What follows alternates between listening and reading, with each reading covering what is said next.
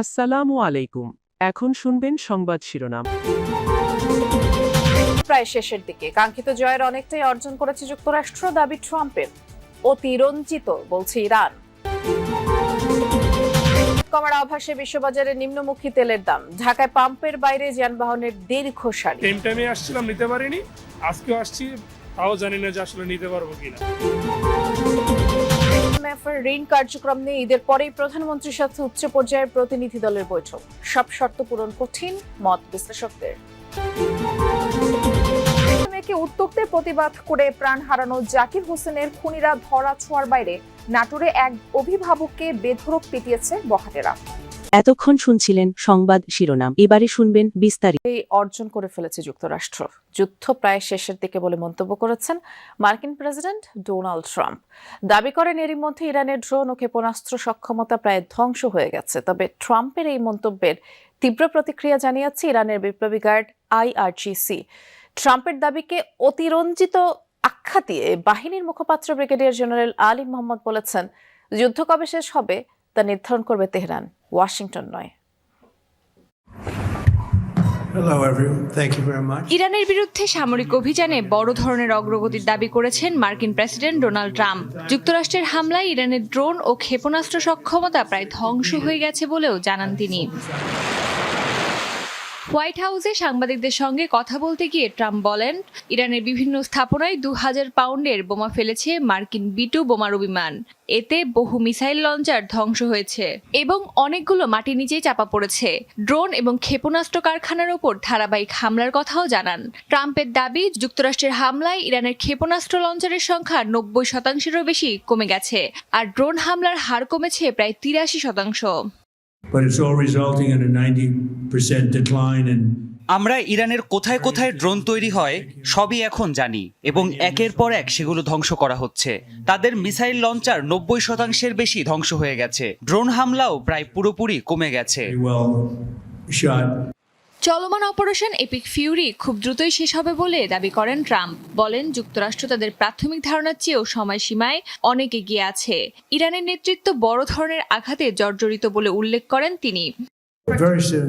Look, everything they have is gone, including their leadership. যুদ্ধ প্রায় শেষের দিকে, তাদের সব ধ্বংস হয়ে গেছে। গুরুত্বপূর্ণ সব নেতা মারা গেছেন। তাদের নেতৃত্বের দুটি স্তর রয়েছে, আমরা দুটি স্তরই ধ্বংস করেছি। About the leaders that they're talking about. So তবে যুদ্ধক্ষেত্রে রাজধানীতে জ্বালানি তেলের সংকট রয়েছে। সরবরাহ সংকটে মঙ্গলবার সকালে স্বাভাবিক কার্যক্রম শুরু করতে পারেনি বেশ কয়েকটি পাম্প। তেল নিতে এসে ফিরে যেতে দেখা গেছে মোটরসাইকেল ও গাড়ি চালকদের। তবে কার্যক্রম চালু রাখা পাম্পগুলো তেল দিচ্ছে সরকারি নির্দেশনা মেনে। তেজগাঁয়ে ট্রাস্ট ফিলিং স্টেশনে দেখা যায় যানবাহনের দীর্ঘ সারি, 1.5 থেকে 2 ঘন্টা অপেক্ষার পর কাঙ্ক্ষিত জ্বালানি মিলছে। চালকরা বলছেন, এই ভোগান্তি নিরসনে সরকারকে কার্যকর উদ্যোগ নিতে হবে। কেউ কেউ তেল অবৈধভাবে মজুত করছে বলেও অভিযোগ ছিল তাদের। যদি 300 টাকার তেল দেয়, হয়তো আবার 2-3 দিন পরে আবার এসে লাইনে দাঁড়াইতে হবে। তো আমার মতে সরকার জনগণের কথা চিন্তা করে যে তেলের দাম না বাড়ানোর সিদ্ধান্ত নিয়েছে, এটা আমার মনে হয় ভুল। কারণ হচ্ছে যে এখন যদি অকটেন প্রতি লিটার মিনিমাম 200 টাকা করে দিত, তাহলে লাইনে অর্ধেক গাড়িও থাকতো না। কালকে নিচ্ছি 300 টাকার, আজকে নিয়ে আবার 2 থেকে 3 দিন পরে নিব। আর অনেক পাম্পে 8টার পর থেকে তেল দিচ্ছে, এটা না করে আগে থেকে। মধ্যে আমাদেরও আসলে আশপাশ খেতে হচ্ছে যখন আমরা ফিলিং স্টেশনগুলোতে যাচ্ছি এবং গিয়ে বিভিন্ন জায়গায় তো তেল নেই, আমরা দেখতেও পাচ্ছি। তার পাশাপাশি একটু যদি দেখাই, এই পাশটিতে যে একেবারে সাইনবোর্ড টানিয়ে লেখা আছে তেল সরবরাহ না থাকার জন্য ডিজেল এবং অক্টেন সাময়িক সময়ের জন্য বন্ধ আছে। তা তো বটেই, এখানে যারা আসলে তেল নিতে আসছেন তারা সাইনবোর্ড তো পড়ছেন, দেখছেন, কিন্তু বিভিন্ন জায়গায় আমার ঠিক এই সিরিয়ালটিতে 4টি ফিলিং স্টেশন, যেখানে অনেকেই আসছেন। বলা যায় যে ফিলিং স্টেশনগুলোতে এসে তেল না পেয়ে রোদে ফ্রাই হয়ে তারপরে হয় তারা ফিরে যাচ্ছেন, কেউ হয়তো বা তার নিজের যে যানবাহন অর্থাৎ মোটরসাইকেল বা যে সমস্ত হালকা যানবাহনগুলো আছে সেগুলো ঠেলে নিয়ে যাচ্ছেন, কেউ হয়তো বা গাড়ি রেখেই চলে গেছেন। যেমন আমি একটা গাড়ি দেখতে পেয়েছিলাম কিছুক্ষণ আগে, যেটি হচ্ছে তেল না থাকার কারণে তিনি নিয়ে যেতে পারছেন না, অর্থাৎ তিনি রেখে গেছেন। আজকে কালকে যখনই তেল আসুক না কেন তেল নিয়ে তারপরে সে গাড়ি স্টার্ট করতে পারবে, এমনটা তিনি বলছিলেন। সো এই যে নানাবিধ যে সমস্ত সমস্যাগুলো, সেই সমস্যাগুলোর মধ্যে কিন্তু জনজীবনকে পোহাতে হচ্ছে সংকটময়। IMF ঋণের অর্থ ছাড়ে নতুন সরকারের সঙ্গে আলোচনার প্রস্তুতি চলছে। প্রধানমন্ত্রী তারেক রহমানের সাথে বৈঠক করবে সংস্থাটির উচ্চ পর্যায়ের একটি টিম। মূলত ঋণ কার্যক্রম চলমান থাকবে কিনা তা নিয়েই আলোচনা হবে। সামনে আসবে বকেয়া দুটি কিস্তির অর্থ ছাড় এবং শর্ত পরিপালন প্রসঙ্গ। আর সবকিছু ঠিক থাকলে এ মাসেই বৈঠক হতে পারে। বিশ্লেষকরা বলছেন, সার্বিক কর্মকাণ্ড পরিচালনায় সরকারের ঋণ প্রয়োজন, তবে এখনই সব শর্ত পরিপালন কঠিন।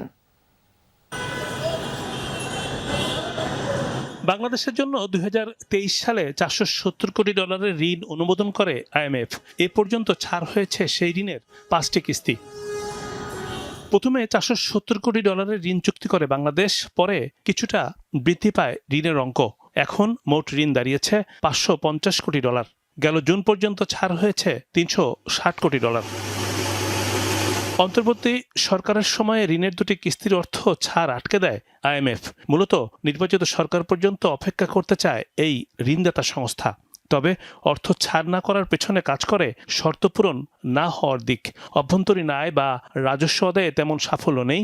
এনবিআরে সংস্কার চলমান থাকলেও বাড়েনি রাজস্ব আদায়।